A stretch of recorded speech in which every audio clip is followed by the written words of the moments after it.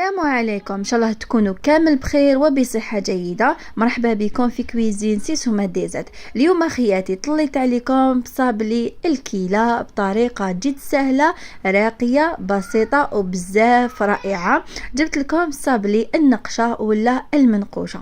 شاركتكم كامل اسرار نجاح الوصفه باش ما تتكملش معاكم في الكوشه، راح تبقى محافظه على الشكل تاعها وعلى الحجم تاعها، يعني راح تبقى محافظه باش كي تلصقي وحده مع الوحده راح تبقى بنفس الحجم.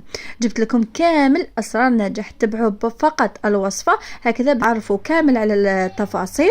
ان شاء الله الفيديو تاع اليوم يعجبكم خياتي. ما تنساوش دائما دعمي في القناه، خلوا لي جام، فعلوا الجرس باش يوصلكم كل ما هو جديد، وما تنساوش دائما قبل ما نبداو الفيديو صلوا على الحبيب المصطفى عليه افضل الصلاه والسلام. عندي 250 جرام مارغرين تكون طريه يعني بحراره الغرفه. المارغرين اي نوع موالفين تخدموا به ولا اي نوع تفضلوه. بعدها هنايا خياتي كما تعرفوا المارغرين ما يجيش مع مراحل الفرن، يعني عندها الخط هذاك في العلبه اللي تقيسوا بها كامل الكيلات اللي راح نستعملوهم في هذه الوصفه. يعني هنايا راه واضح معاكم. راح ندير عليهم قرصه من الملح وندير عليهم كيله من سكر ناعم، وكما قلت لكم دائما الكيله يعني توصل للخط هذاك وين كانت واصله ليه المارغرين من الاول. راح نغربل جيدا السكر الناعم تاعي بهذه الطريقه. بعدها راح نضيف عليهم كيلة من النشا يعني المايزينا، نفس الكيلة اللي درنا من الاول راح نديروهم كامل. يعني هنا ما توسخوا الماعن، ما تشقيو روحتكم بالعلبة هذه، راح تقيسوا كامل المقادير تاعكم. هنا راح نضيف عليهم 3 حبات بيض. بالنسبه للبيض اذا حبيتوا كميه كبيره تقدروا ديروا حتى 4 حبات. هنايا 3 حبات يعني جاتني كميه اكثر من 55 حبه. هالكميه تاع 3 حبات بيض الكميه هذه مليحه.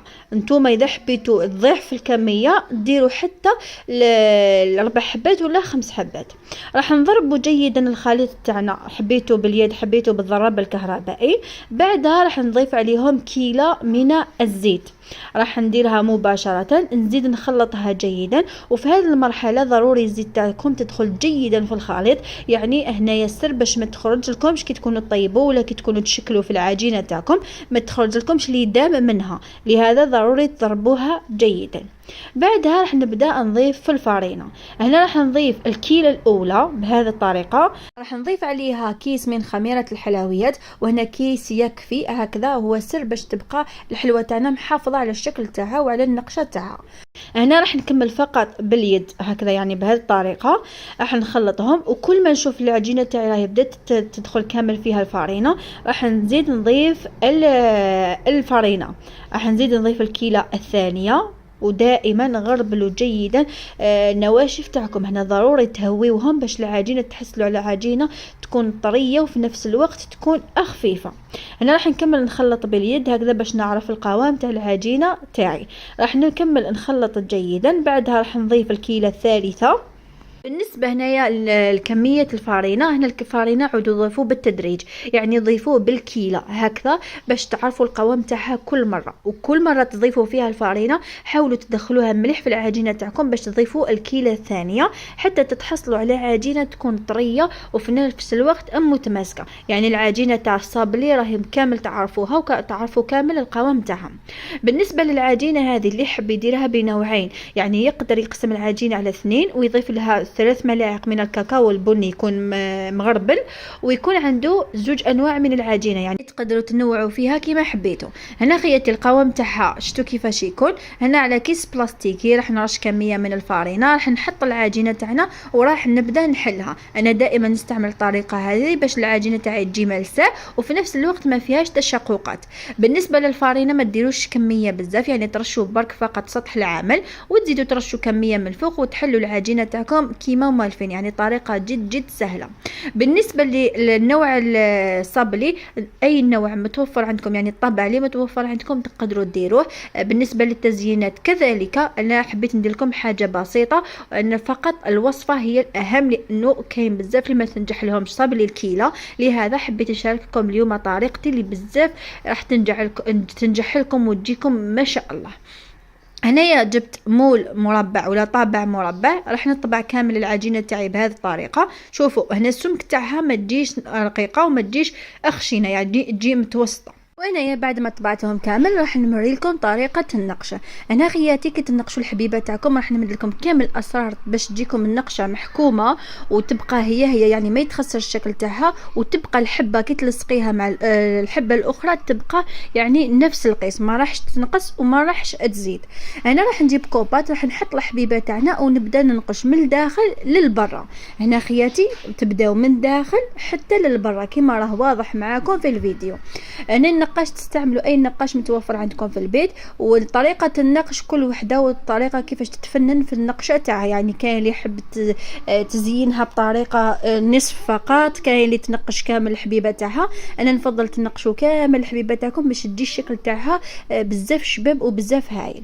هنا نجيبوا كوبات وراح ننقشها كامل بهذه الطريقه. هذه الطريقه خياتي راح تخلي لكم الحبه تاعكم كبيره هكذا، كي تدخلوها للفرن باش تطيب معكم تعاود تحكم لا فورم تاعها، وكي تلصقوها مع الحبيبه الاخرى راح يجوا كيف. يعني دوك نلصق لكم حبه وتشوفوا كيفاش تجي مطبوعه على نفس الحبه هكذا. خياتي راني كملت الحبيبه تاعنا، شوف كيفاش جات معايا، يعني تجي الشكل تاعها بزاف هايل. وكما راه واضح معكم في الفيديو انا مستعملتش بزاف الفارينه، لانه الفارينه تنشف لي لاباط تاعي وتخليها تتكسر وحده. انا خياتي اللي ما تقدرش تخدم في الكوبات يعني تجيها صعيبه الحبه، كيفاش دير؟ راح تطبع كامل الحبيبه تاعهم تحطها في صينيه وتنقشها في الصينيه، يعني في السنيوه وانت تنقشي الحبيبات تاعك.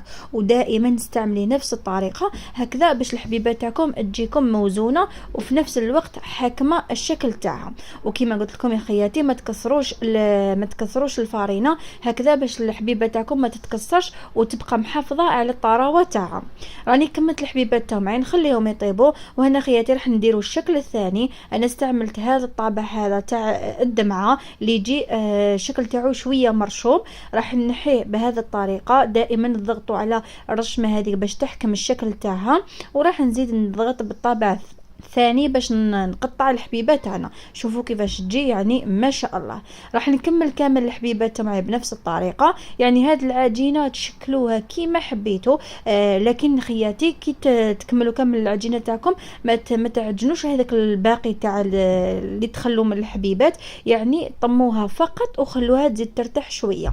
وانا كملنا الصابلي تاعنا. شوفوا الحبيبات تاعنا كيفاش يجوا، يعني يجوا مرشومين ومحافظين على الشكل تاعهم. هنايا تدخلوهم للفرن على 160 درجة وتخليهم يطيبوا في خاطرهم. ما تخافوا معكم يتكمشوا ولا يتخسر الشكل تاعهم. وكما واضح معكم دائما نقصوا في كمية الخميرة باش هكذا الحلوة تاعكم ما تروحش تتنفخ وتتخسر في الشكل. وهنايا خياتي راني زدت معكم هنايا القلوب. راح نزيد ننقش معكم النصف فقط. هنايا هذا القلب هذا نقشته نصف فقط، نتوما حبيتوا تنقشوه كامل. انا هذاك المربع درته كامل وهذا حبيت نديره النصف، يعني حبيت ندير شويه تغيير باش هكذا يبان عندي لي موديل بزاف في الصابلي. هنا راح ننقشوا بهذه الطريقه ونحطه في صينيه ونخليه يطيب في نفس الوقت. بالنسبه للتلصيق انا خياتي استعملت فقط المربى، يعني ما درتش حتى اضافات. لصقت الحبيبه تاعي بالمربى وكما راه واضح معكم درت كامل في الجوانب المربى. وراح نرمدو في الكاوكاو بذوق البيستاش.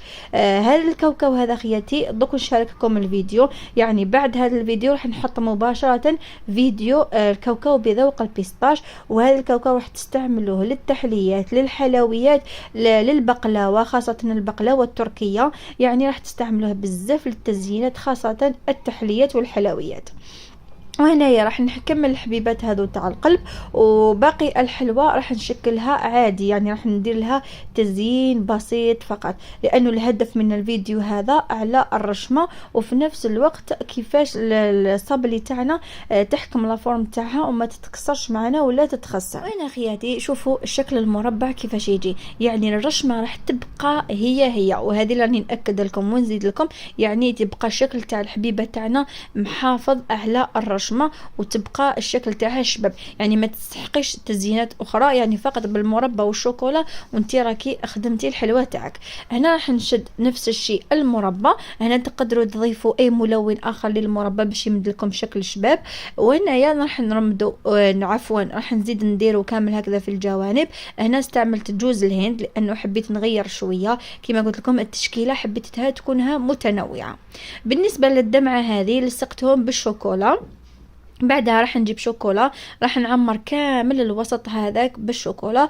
بعدها راح ندير تزيين خفيف، يعني راح ندير خطوط كامل في الفوق بهذه الطريقه. هنا يا خياتي هاد الصابلي فيه وقفه تكملوها، ما تشدش بزاف اليد، ما راحش تتعطلوا فيها، يعني تطبعوا وتزينوا تزيين بسيط جدا بلا ما استعملت الكريمات ولا اي اضافات واحده اخرى، فقط بالمربى والشوكولا وانتو درتوا انواع متنوعه من الصابلي تكون هشيشه وبنينه وفي نفس الوقت خفيفه. شوفوا خياتي هنايا في وصلنا لنهايه الفيديو. شوفوا الحبيبات معنا كيفاش يجوا ما شاء الله رائعين، خاصه الهشاشه يا خياتي، لو كان تشوفوا واحد البنه واحد الهشاشه ما شاء الله. والحلوه هذه كل ما تبقى معاكم راح تتطراوى اكثر واكثر، وشكلها ما راحش يتغير، راح يبقى محافظ على الشكل تاعو، يعني ما راحش يتكسروا هذوك التشققات ولا هذيك النقشه هذيك، راح تبقى منظر تاعها بزاف بزاف شباب. ان شاء الله الفيديو تاع اليوم يكون عجبكم.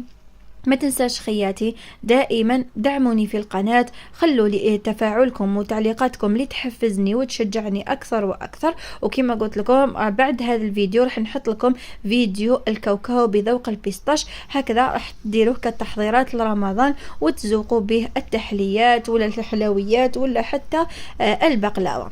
مشاهدة ممتعة، دمتم في رعاية الله وحفظه.